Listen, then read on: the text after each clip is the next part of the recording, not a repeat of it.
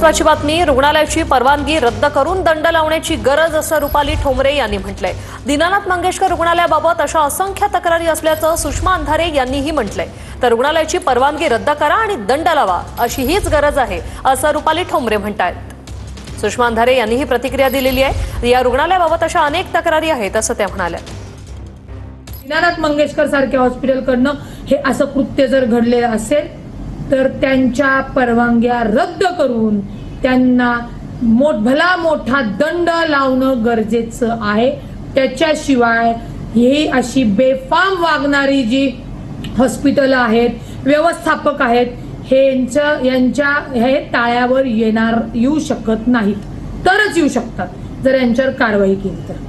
इतका उद्दामपणा, इतकं निर्ढावलेपण तेव्हाच येऊ शकतं जेव्हा सत्ताधाऱ्यांचं राजछत्र भरभक्कम पाठीशी असतं। आणि दीनानाथ रुग्णालयाच्या बाबत तर अशा असंख्य तक्रारी होऊनही रुग्णालय मोठ्या दिमाखात उभं आहे।